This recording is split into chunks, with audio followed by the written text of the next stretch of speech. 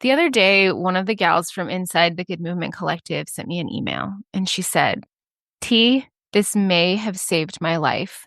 And she didn't mean it in some sort of cliche way. She actually meant it, literally meant it. Another woman told me she'd never had a safe space to share these things without fear of judgment before the collective. Others have said it's carried them through very hard seasons and that the collective gave them space to finally breathe. The Good Movement Collective is not fancy.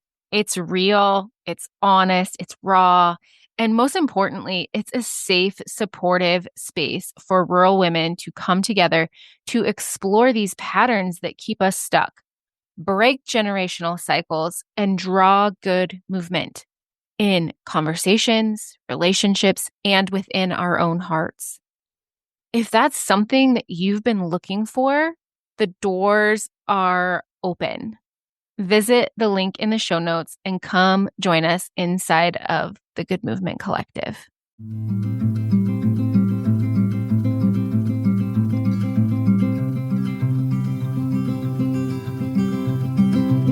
I'll carry you, you carry me, we'll help each other through it. Come on and see, good movement draws good movement.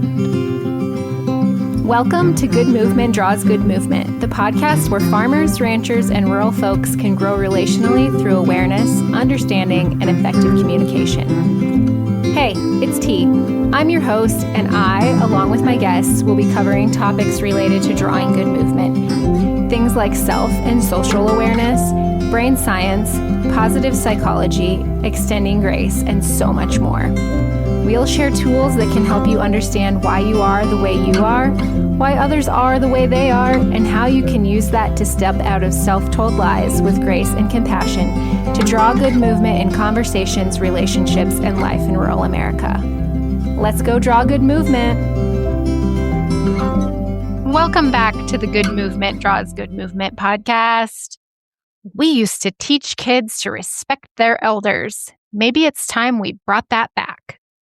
I recently came across that meme on social media, and obviously I inserted the tone that I read it in, but that meme stopped me because I immediately went to respect your elders equals kids should be seen and not heard. But because I am very passionate about being curious, I did stop and I was like, I wonder how the author of that meme actually defines respect. What do they mean when they say respect? And so that meme just made me really take pause, and I decided, hey, let's record a podcast episode about it. But from my observation and experience, I don't think it's uncommon to equate respect with things like obedience, do as you're told, or hierarchy. Like I immediately went to, kids should be seen and not heard. Don't question your elders. And even toughness, like don't cry and don't talk back. Going back to the meme though, we used to teach, I want you to pay attention, teach kids to respect their elders. The meme makes it sound like respect is a skill you can teach, like a skill that can be taught, like tying shoes or driving a stick shift. But while we can teach things like manners or behavioral expectations, true respect is cultivated, not taught. True respect grows out of how people experience us over time, our consistency, integrity, how safe they feel with us.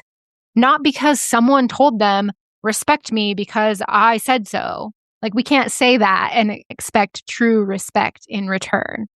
And at least for me, this story really illustrates this point. And it's not human to human story, but it's a story about one of our horses. And I think that we've mentioned Zip on the podcast before.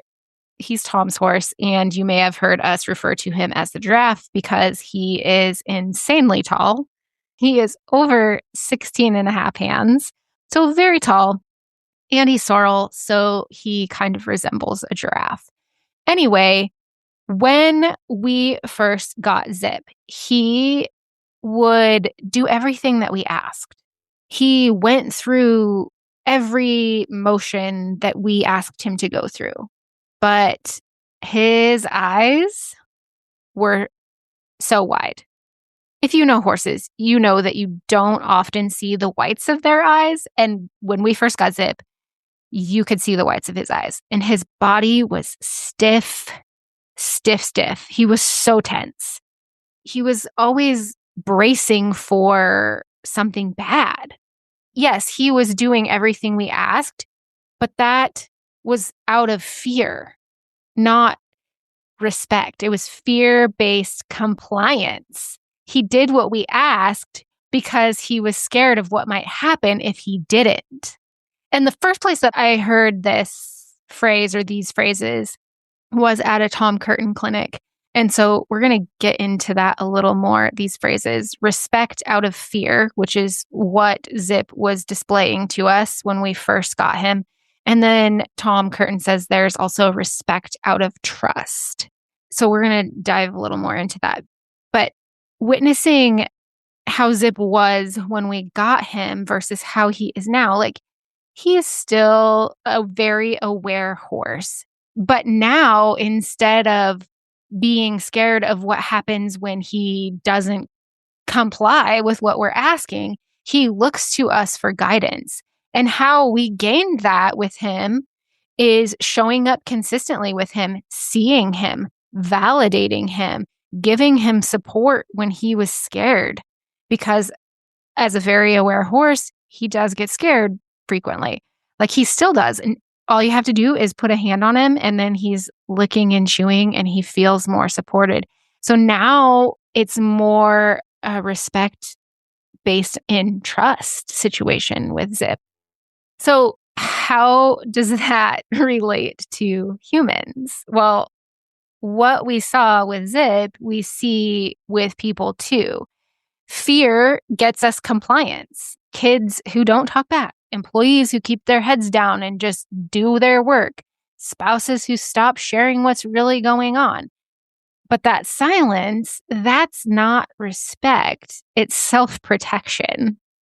Again, going back to Zip, he was going through the motions because he was afraid of what might happen if he didn't, which I don't know a lot about how he was trained or what happened before he got to us. I don't have a lot of information there.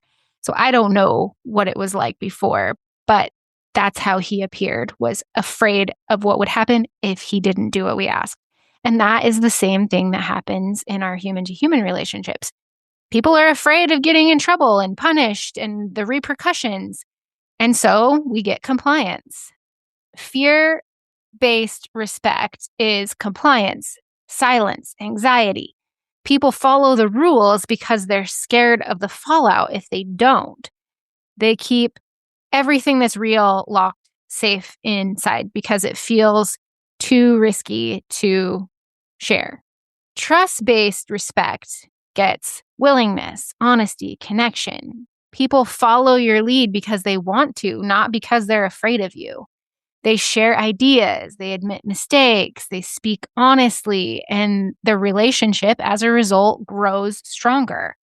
Now, I can look back at times when I definitely led with fear with my kids and horses, and it wasn't intentional, but it was because that's what I knew. You will do that because I said so. And sure, things got done.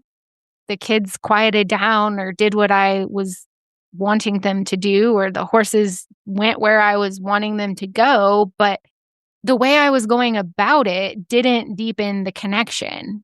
And when I started actually seeing them, the kids, the horses, and validating them, that's when the whole dynamic shifted. Because again, you can demand compliance, but you cannot demand real respect. That only grows when people or animals experience consistency, dignity, safety. So again, fear creates temporary control. It works in the moment because people want to avoid pain or punishment. But what you get is surface level obedience, not true respect or loyalty. However, trust creates lasting partnership. So When people feel safe, they lean in, they take risks, they admit their mistakes, they bring their whole selves into the relationship or the workplace or the family. And that is what leads to real respect. Again, fear activates the amygdala. So fight, flight, freeze, fawn. People shut down or lash out. Trust and safety activate the prefrontal cortex. So where learning, problem solving, connection, all of that happens. So you can scare someone into obeying you, but you can't scare them into respecting you. Fear only gets short-term control. Trust, on the other hand, builds long-term respect. So I want to leave you with some reflection questions as it's related to respect and gaining real respect. So ask yourself, where in my life am I expecting respect, but leading with fear? Where could I start cultivating trust instead of demanding obedience? How do I handle mistakes? Either mistakes I've made or mistakes of others. Do I get curious or do I get critical? And then some practical steps that you can use to garner that true respect is consistency over time. Trust grows when people know what to expect from you. You can respond instead of react. Taking a breath before speaking is like we talked 2 weeks ago on the podcast. Taking an intentional breath before speaking can be the difference between fear-based control and trust-based leadership. Also, make room for mistakes. People respect leaders, parents, partners who allow for failure without shaming or punishment. That's how safety is built. Again, taking it back to Zip, he started to relax when he realized that we were there for him and we weren't going to blow up at him. We gave clear direction, sure, but without the threat of punishment hanging over his head. And that is what shifted him from that fear-based, I'm not even going to call it respect because it wasn't. It was fear-based compliance to that mutual feeling of trust and respect. So maybe we don't need to bring back respect the way it used to be taught. Maybe we need to redefine it away from fear and toward trust and built on something much deeper than being quiet and compliant. And with that, until next time, draw good movement. Thanks so much for tuning in. I'm so grateful for you. If you found value in this episode, I'd love for you to share with others who might also benefit from tuning in. Share by word of mouth, send it in a text, take a screenshot and post it on social media, or share however you prefer. And if you haven't already, hit the follow or subscribe button so you never miss an episode. Until next time, draw good movement.